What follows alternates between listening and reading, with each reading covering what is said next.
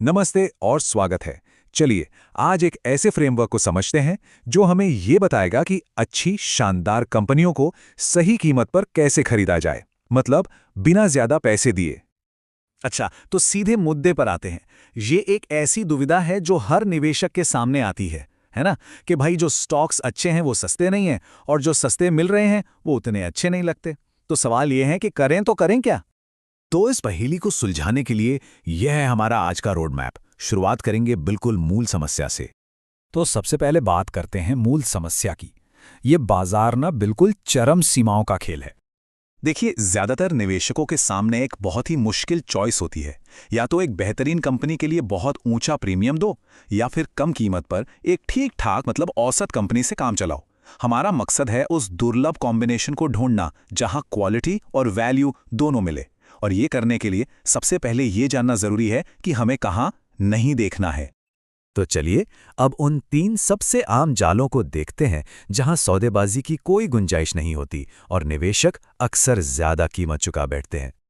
तो ये 3 जाल हैं जिनसे बचना है। पहला, तकनीकी प्रचार से दूर रहना। दूसरा, उन सेक्टर से बचना जो खबरों में छाए हुए हैं। और तीसरा, उन स्टॉक से दूर रहना जिन्होंने हाल ही में बहुत ऊंचा प्रदर्शन किया हो। इन तीनों से बच गए तो समझिए पोर्टफोलियो को सालों की सुस्ती से बचाने का पहला कदम उठा लिया। पहला जाल है टेक्नोलॉजिकल हाइप, यानी तकनीकी प्रचार। सोचिए एआई, सैस, ईवीज, ये सब कितने रोमांचक लगते हैं। लेकिन दिक्कत यही है, जब किसी चीज को लेकर इतना उत्साह, इतना शोर और इतनी खबरें होती है ना, तो उसकी कीमतें आसमान छूने लगती हैं। और फिर वहां किसी भी तरह की सौदेबाजी या अच्छी डील मिलना बिल्कुल खत्म हो जाता है। दूसरा जाल है वो सेक्टर जो न्यूज पर चलते हैं। जैसे मान लीजिए टैरिफ की कोई खबर आई। जो स्मार्ट मनी है वो तो खबर आते ही तुरंत एक्शन ले लेता है। जब तक वो खबर हम जैसे रिटेल निवेशकों तक पहुंचती है और हम कुछ सोच पाते हैं, तब तक तो पार्टी खत्म हो चुकी होती है। मतलब वैल्यू पाने का मौका निकल चुका होता है। और तीसरा जाल ये तो बहुत ही कॉमन है, हाल के हाई फ्लायर्स के पीछे भागना। मतलब वो कंपनियां जिनकी पिछली तिमाही की ग्रोथ कमाल की रही हो। होता क्या है कि लोग ये मानकर बैठ जाते हैं कि ये रॉकेट जैसी ग्रोथ तो अब हमेशा चलती ही रहेगी। लेकिन सच ये है कि इतने बड़े बेस पर लगातार ऊंची ग्रोथ बनाए रखना बेहद मुश्किल होता है। और ये एक बहुत बड़ा वैल्यू ट्रैप है। तो अब सवाल उठता है कि अगर कोई इन जालों में फंस जाए और ज्यादा कीमत चुका दे, तो उसका असर क्या होता है। चलिए कीमत के पीछे के मनोविज्ञान को समझते हैं और ये भी कि ये ग्रोथ को कैसे रोकता है। देखिए, स्टॉक रिटर्न के ना 2 इंजन होते हैं। एक तरफ है बेहतरीन रिटर्न का रास्ता, जहां कंपनी की कमाई भी बढ़ रही है और साथ में उसका पीई रेशियो भी बढ़ रहा है। और दूसरी तरफ है वो महंगा वाला जाल, जहां सिर्फ कंपनी की कमाई बढ़ रही है, मतलब एक इंजन बंद है। अब ये पीई विस्तार या री रेटिंग क्या होता है? इसका सीधा सा मतलब है कि बाजार को लगता है कि अरे ये कंपनी तो पहले से ज्यादा अच्छी है, और वो उसकी कमाई के हर रुपए के लिए अब ज्यादा कीमत देने को तैयार हो जाता है। लेकिन अगर कोई पहले से ही एक बहुत महंगी ओवरवैल्यूड कंपनी खरीद ले, तो ये जो दूसरा इंजन है ना पीई एक्सपेंशन का, वो तो पहले से ही बंद है। मतलब रिटर्न की गुंजाइश बहुत कम हो जाती है। तो सबसे जरूरी बात यह है कि एक आदर्श निवेश वो है जहां दोनों चीजों की गुंजाइश हो। कंपनी की कमाई भी बढ़े और बाजार में उसकी वैल्यू मतलब उसकी री रेटिंग भी ऊपर की तरफ हो। हमें ऐसे मौके ढूंढने हैं जहां ये दोनों इंजन चालू हों। तो ये हमें हमारी पहली रणनीति की तरफ ले जाता है। और ये रणनीति थोड़ी हटकर है। ये है उबाऊ बिजनेस खोजने की रणनीति। सुनने में अजीब लगता है, लेकिन उपेक्षित होने में भी अपनी एक खूबसूरती है। तो ये उबाऊ लेकिन सुंदर कंपनियां होती कैसी हैं? ये ना बहुत ही स्थिर लो-टेक सेक्टर में काम करती हैं। न्यूज़ मीडिया इन पे ज़्यादा ध्यान नहीं देता। इनके नतीजे भी कोई असाधारण नहीं बल्कि औसत होते हैं। लेकिन इनकी बैलेंस शीट बहुत मजबूत होती है, कर्ज ना के बराबर। उदाहरण के लिए सोचिए, साबुन, जूते, कपड़े या रोजमर्रा के खाने पीने की चीजें बनाने वाली कंपनियां।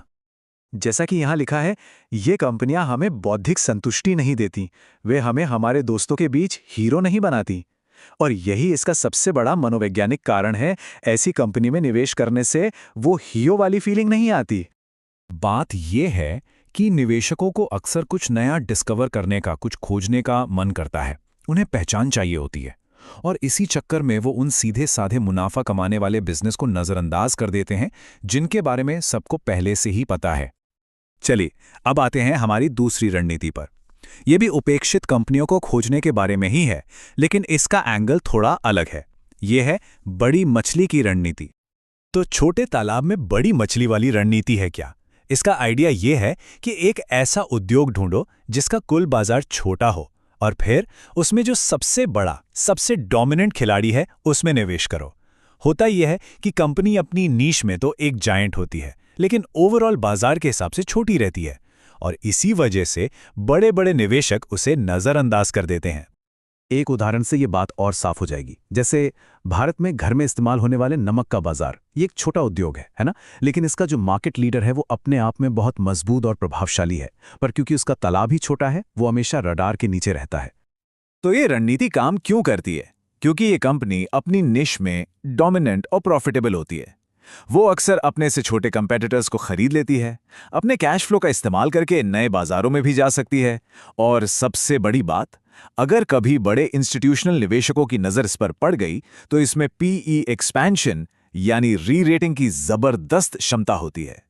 तो ये हैं वो दो मजबूत रणनीतियां जिनकी मदद से अच्छी क्वालिटी वाली कंपनियों को सही कीमत पर ढूंढा जा सकता है।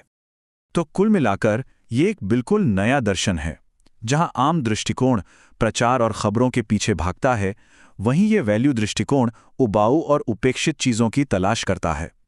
जहां एक तरफ अहंकार और कुछ नया खोजने की चाह है, वहीं दूसरी तरफ सिर्फ लाभ और धैर्य पर फोकस है। मतलब भविष्य की उम्मीदों के लिए नहीं, बल्कि आज की हकीकत के लिए भुगतान करना।